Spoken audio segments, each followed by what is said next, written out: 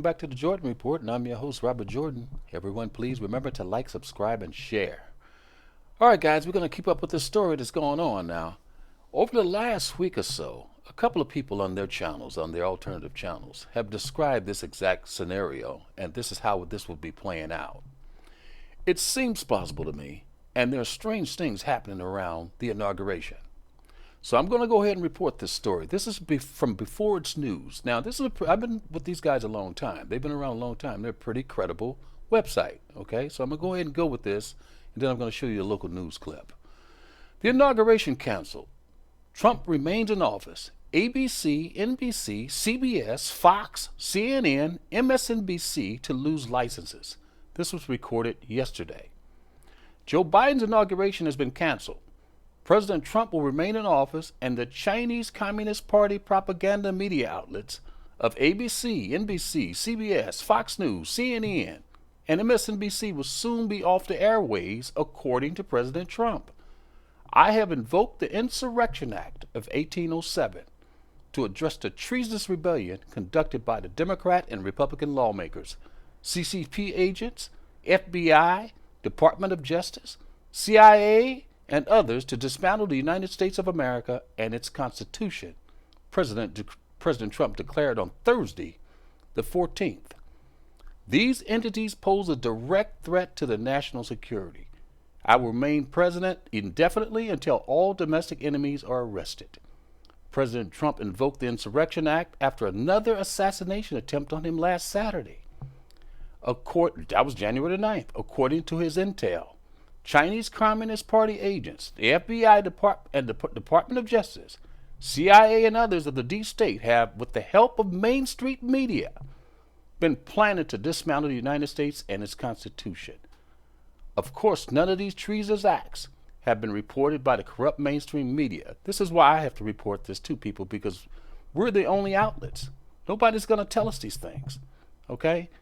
Trump has the evidence that the mainstream media was embedded with the CIA and the Chinese Communist Party agents whose sole purpose was to direct public opinion toward a deep state agenda.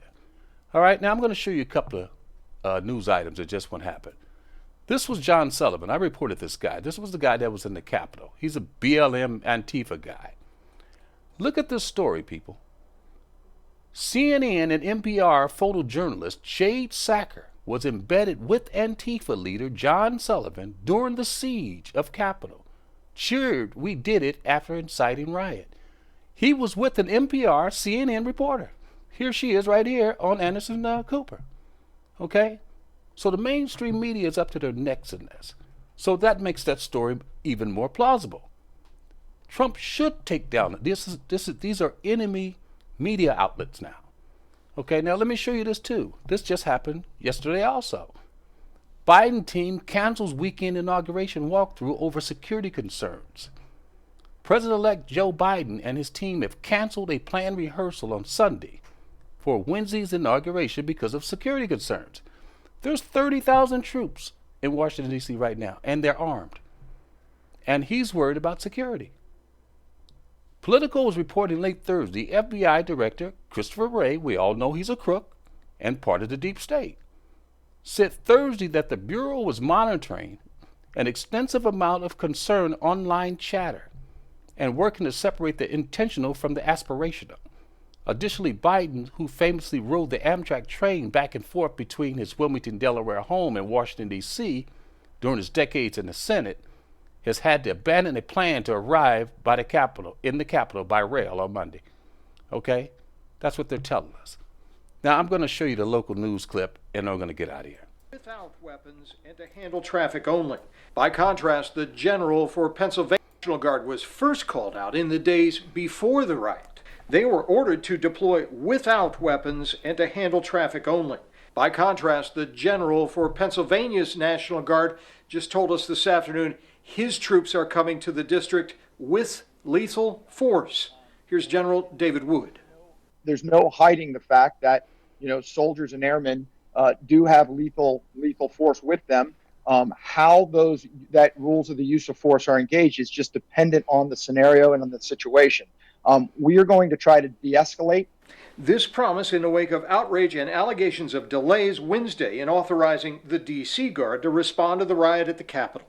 At 3:38 that afternoon, a scorching tweet from the D.C. Council accused the Pentagon of denying Mayor Bowser's urgent request to send the D.C. Guard then on the streets to the Capitol building. "We are appalled this fundamental request was denied," the council wrote at the time. Eventually, the Pentagon did authorize D.C. Guardsmen to move that afternoon, according to a briefing Thursday with the Secretary of the Army, Ryan McCarthy. Guardsmen arrived well after U.S. Capitol Police had lost control, according to WUSA 9 reporters at the scene. Now, when Mayor Bowser first requested the activation of D.C.'s National Guard way back on New Year's Eve, she did not want weapons, according to reporting from both the Washington Post and CNN. Quote, "No D.C. National Guard personnel shall be armed during this mission, and at no time will D.C. National Guard personnel or assets be engaged in domestic surveillance, searches, or seizures of U.S. persons," Bowser's request to the Army said, according to CNN. Here's MPD Chief Robert Conti Monday explaining the role the city asked the Guard to play. They will be here. They will be deployed to assist us with crowd management as well as traffic control in our nation's capital. Bowser today called on Congress to give D.C.'s mayor the authority to call out the city's own National Guard forces rather than being at the mercy of the Pentagon.